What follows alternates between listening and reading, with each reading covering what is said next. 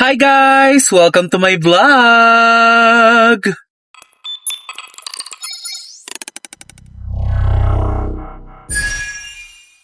For today's vlog ay aalis tayo kasi gusto ko. Hindi. Matagal ko ng plano ito na mag-drive alone, mag-long drive. So this 2026, ito yung, siguro, I must say, ito yung pinakamalayong madadrive ko.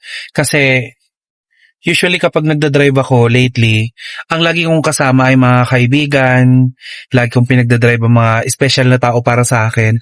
And for today's vlog ay magkakaroon ako ng pagkakataon na mapag-isa. Simply because gusto nating mapag-isa. And matagal ko tong hindi ginagawa. Madami nagsasabi na minsan kailangan natin ng alone time for us to be able to recharge and regain our self-esteem, para mas ma-appreciate natin yung ating sarili. Nabanggit ko sa mga previous vlog ko na I've been through a lot this past few months. Rurok na ng aking ginagawang pag-move on. Sa mga bagay-bagay na talaga namang nang wasak ng puso natin, no? Nitong mga nakaraang buwan. And hindi siya madali, to be honest, hindi siya madali. Marami nangyari, lalo na sa career, sa love life, ayan. Sabi ko nga sa inyo, ang gem ko lang ngayon ay family. Family and friends, of course. My ever-loving friends and of course, yung mga taong nakasuporta sa akin, yun yung mga gem ko ngayon. And sobra ako nagpapasalamat. Nandito pa ako ngayon sa Manila. Paalis na ako. Papunta na ako ng... Titignan nyo na lang. Siguro naman dito sa title nito makikita nyo or sa thumbnail ito makikita nyo kung saan ako papunta. So samahan nyo ako sa aking biyahe, panorte. Let's go! So nandito na ako sa Pangasinan. And nagbayan-bayan muna ako para nang sa ganun ay... hindi ako antukin. So as you can see, medyo madilim tong dinadaanan ko. Kailangan natin tong ilaban kasi nga gusto nga natin tong where do broken hearts go? Charing. Angelica Panganiban. Parang hindi na pa Angelica to, parang pasatanas na itsura natin dito. Parang ang oily ko na din. Parang totoo ba? Parang lumpiang Shanghai ka ba? Siguro mga around 1 hour and 30 minutes pa. Tingnan yung view ko.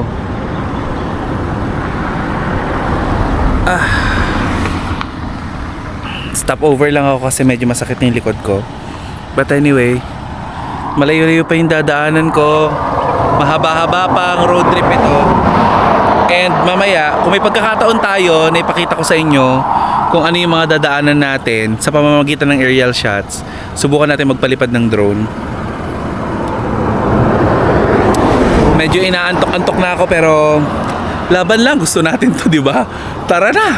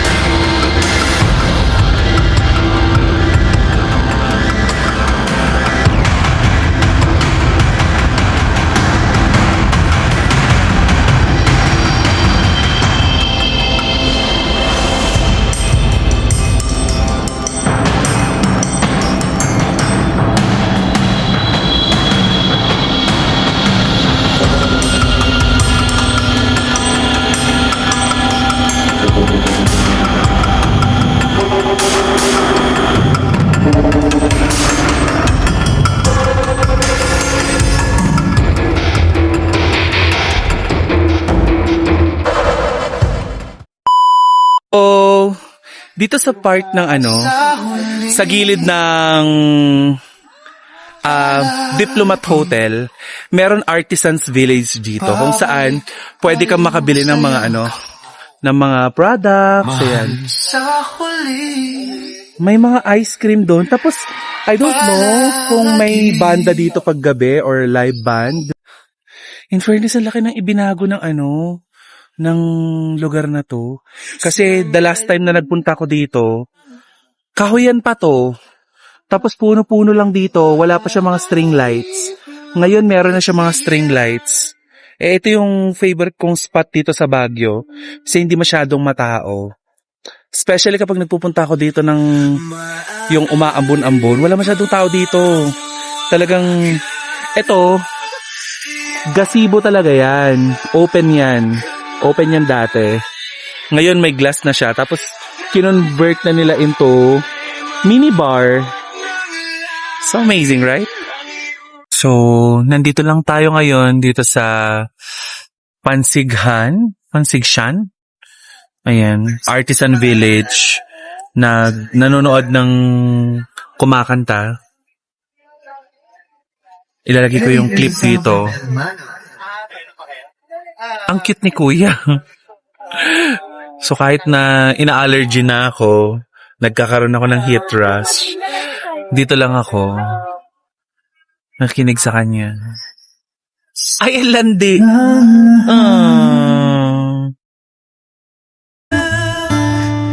Say you want the moon, watch me learn to fly. Ain't no mountain you can point to I would not climb. It's crazy but it's true. There's nothing I won't do. I'd risk it all for you.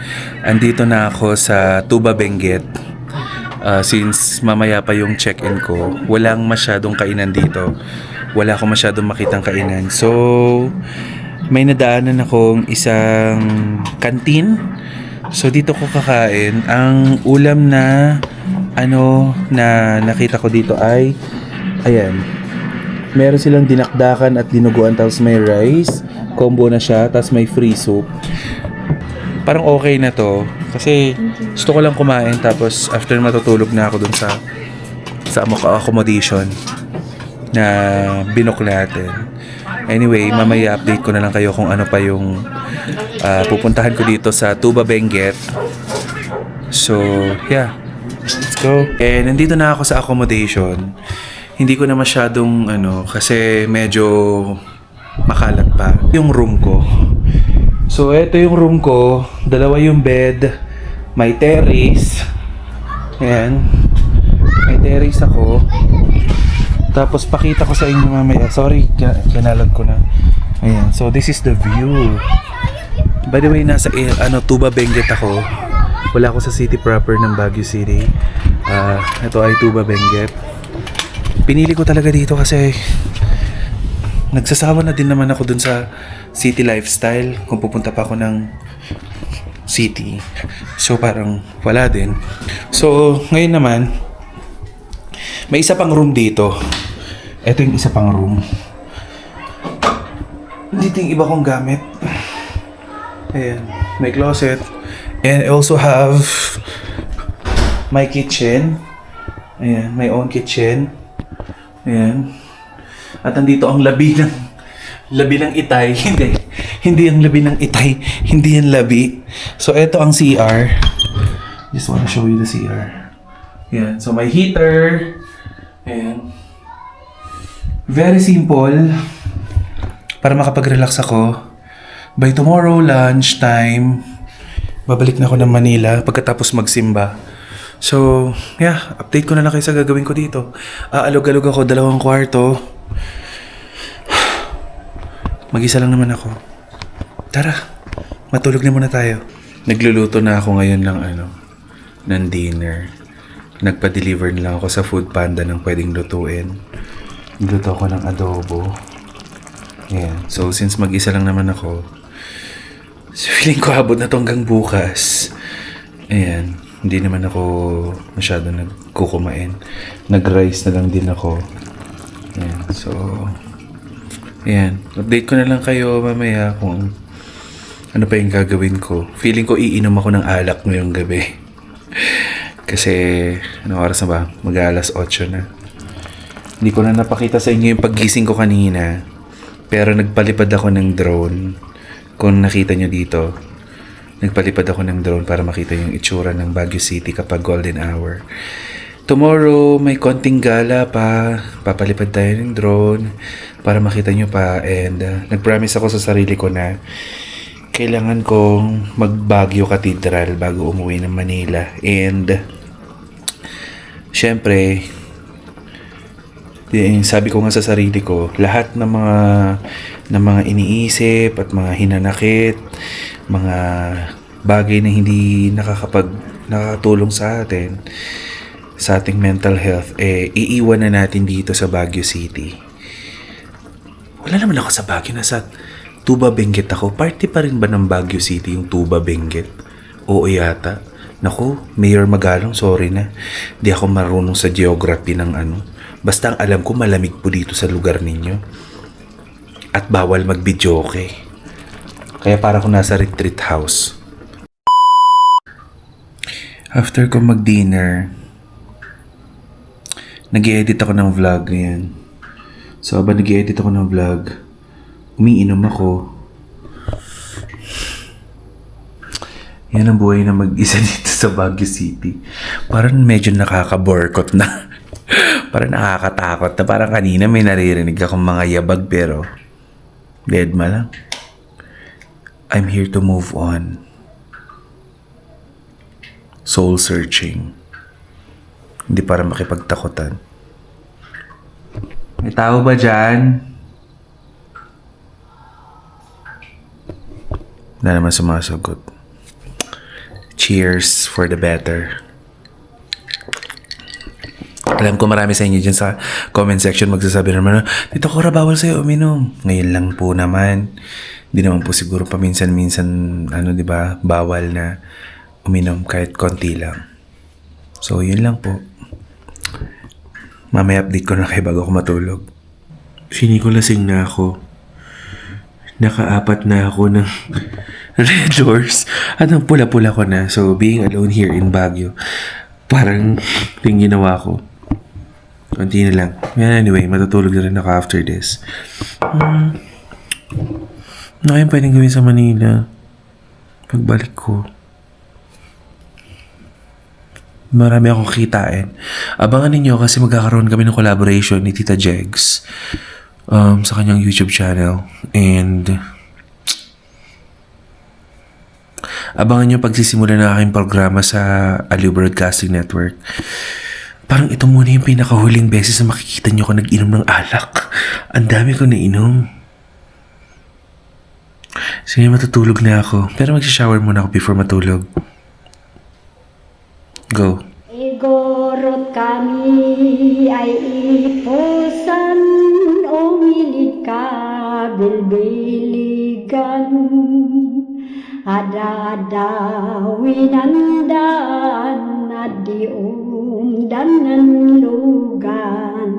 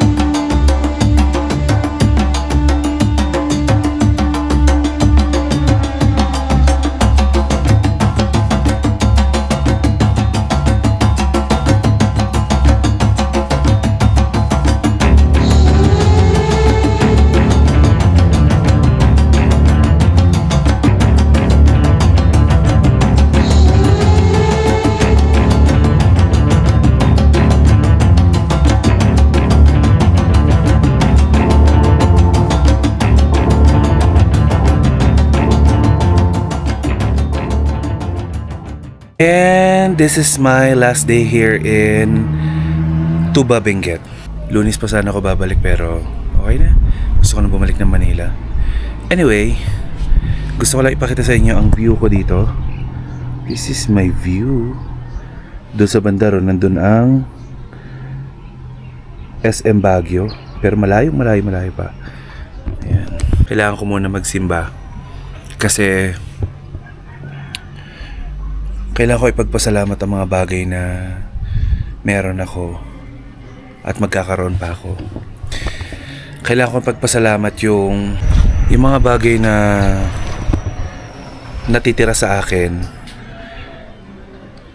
Kailangan ko ipagpasalamat kay God. Baka hindi na ako makadaan kasi ng Manawag. Kaya dito na ako sa Baguio Cathedral magsisimba. And kung makakadaan ako ng mga konting pasalubong at yung mga magpapasabay, may mga magpapasabay kasi ng mga goodies from Baguio City. Nasa mood ako ngayon para kolektahin yung mga orders nila at bumili. Anyway, na-amaze lang ako kasi may mga taniman dito ng mga broccoli, repolyo, lettuce. Natutuwa ako. From this point, puro taniman na yan. Papunta doon.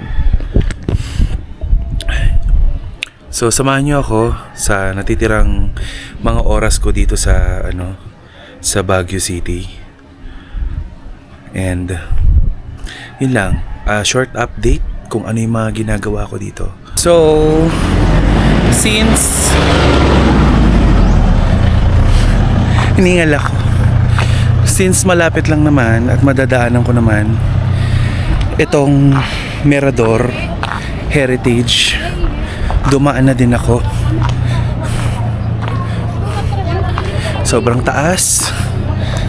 And bawal mag-akyat or magpalipad ng drone. Kaya hindi tayo makakapag-aerial shots dito.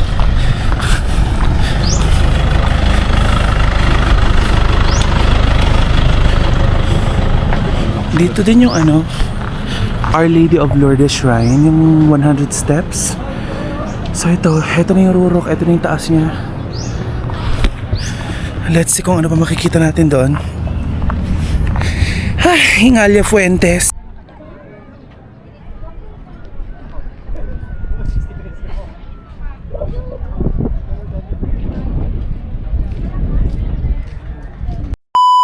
Nandito na ako sa Baguio Cathedral. Ayan.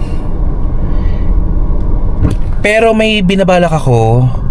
I'm planning to visit Our Lady of Manawag bago ako umuwi ng Manila. Ngayon din, kaya siguro gabihin na ako basta makadaan ako ng Our Lady of Manawag. Minsan lang naman mapunta ng norte. Siguro sa lubos-lubusin ko na dahil nandito na lang din naman ako sa norte. Anyway, dito na ako bibili ng mga pasalubong sa Baguio Cathedral. May mga nagtitinda naman dito sa may gilid para dun sa mga gusto ng ng pasalubong galing dito sa Baguio. So, let's go.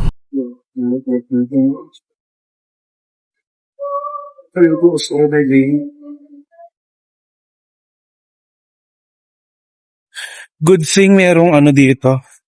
My Good Shepherd Cafe. Ayan So nalaman ko na hindi ka pala pwedeng bumili dito ng yung ubi halaya kasi sa kumbento lang pala pwedeng bumili. Cafe lang talaga siya. Coffee shop, parang gano'n. So dito ako bumili sa kanila. Nasa tapat lang sila ng Good Shepherd. Mayroon silang Facebook page kung gusto niyo bumili sa kanila. Nagdi-deliver ba kayo sa Manila? Yes, sir. Ipapasabay niyo sa LBC? JNT. Ayan. So, ito makikita niyo kanilang Facebook page. Asan na yung preset? Magkano itong cashew butter spread? 250 na lang. 450 sa labas yun. Uy, nasa labas tayo ate Lord, ayaw nila kong bigyan ng Lord, ayaw nila kong bigyan ng discount. Magsusumbong ako kay Lord. Ay, guys, ewan ko kung makakapaniwala kayo dito. Pero dito na ako dinala ng aking sasakyan. Nasa Our Lady of Manawag ako. So before ako umuwi ng Manila, dadaan muna ako sa loob para makita ang Our Lady of Manawag. Kasi 100 years na mula nung siya ay makoronahan. So magtutulos lang ng kandila, then after nun uuwi na ng Manila. Magtutulos lang tayo ng kandila saglit. Update ko kayo, papakita ko yung loob ng church.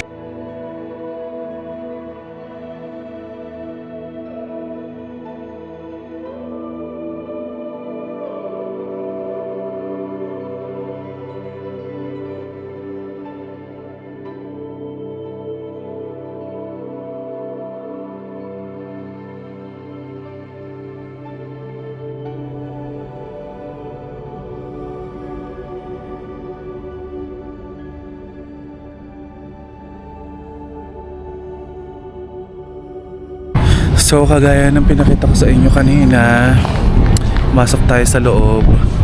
Ayan. At ito yung harap ng Our Lady of Manawag.